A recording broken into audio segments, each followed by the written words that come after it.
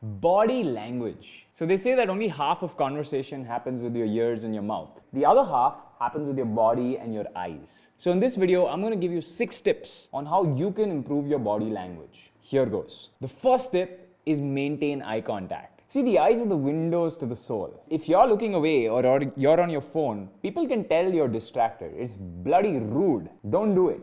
Stare at the other person, but not like this. You can't look at them with an alien-like stare, right? That's gonna scare them. But what you can do is give people a warm look, like this. It's not wide open eyes, it's sort of open eyes, but you're staring at the person with like a warm, kind look. And it's not just the eyes, right? The eyes work in concert with the rest of your face. The mouth and the eyes work together. You can't have a warm look with your eyes with a completely neutral mouth, right? So your mouth moves along with your eyes. Have a light smile. Don't look like this. Instead, light smile. That's how you do it. When you're looking at another person, warm look, warm smile, warm eyes just makes all the difference. And don't use your phone. It's rude to use your phone. Use your phone before the meeting, after the meeting, but not when you're talking to other people. The next thing is head nods. You can extend the eyes and the mouth to the entire head. If somebody's talking to you and you agree, or even if you don't agree, you can nod your head. So whenever somebody's telling me something, I nod. And the reason I nod is because I'm acknowledging the fact that I understand you, I hear you, bro. And people want to be heard. It is so awesome when I'm talking to somebody and they're nodding their head. You can also chase nods with appropriate questions. Like I said, people want to be heard. Even if it's an audience of one, people want an audience. Why do you think YouTube and Clubhouse and whatnot are popular? They're popular because people want to be heard. Ask them appropriate questions based on what they've said. Don't interrupt, if suppose they're talking about ice cream, don't interrupt and say, oh, but yesterday John Cena did this. Nobody cares. If they're talking about ice cream, ask them, well, what about vanilla? Questions, not statements. Statements go nowhere. The conversation doesn't move forward with statements. Conversations move forward with questions. Even if I'm making a statement, suppose I'm saying, hey, folks, we should do this.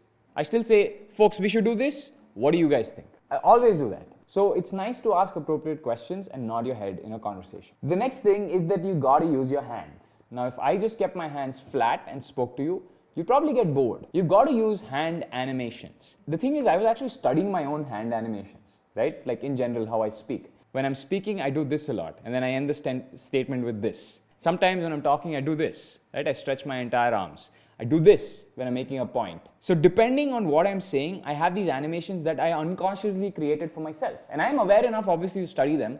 99.9% of the world is not going to be aware enough to understand what hand animations they make when.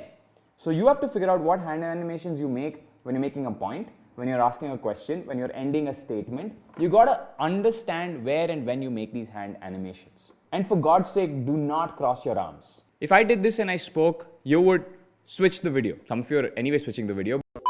This means you do not want to talk to the other person. They should leave you alone. Sometimes I've seen the grumpiest people in the world always do this.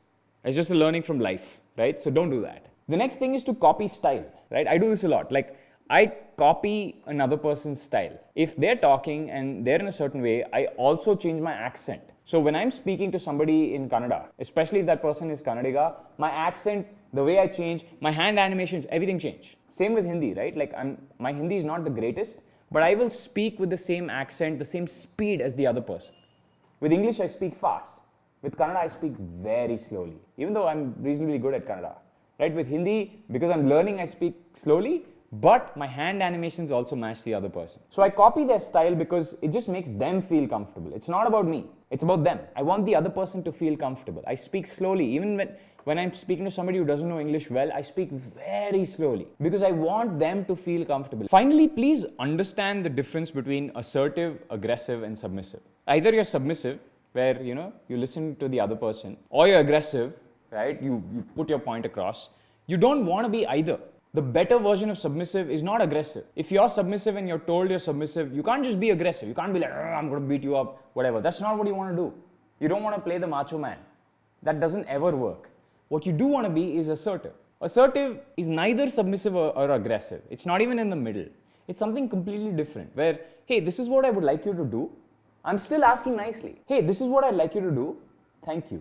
This statement that I made was neither aggressive nor submissive. I'm being nice and requesting by saying, hey, this is what I'd like you to do. I'm not giving them ways out. I'm not saying, oh, can you do this or this? Or I'm not saying, you have to do this. You can be polite and still put your point forward, still put a statement forward. Most of you can't do this because you're afraid, right? You're afraid of what will the other person think, or you're just afraid of putting your statement down, or putting your foot down. And you need to invoke the testosterone to do that. You don't need to invoke testosterone to be assertive. You can just be like, hey, I would love if you could do this. That's assertive. Lastly, don't fidget.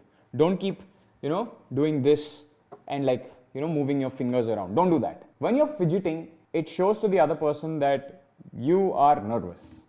You can tell when somebody's nervous. Like I can always tell when somebody's nervous.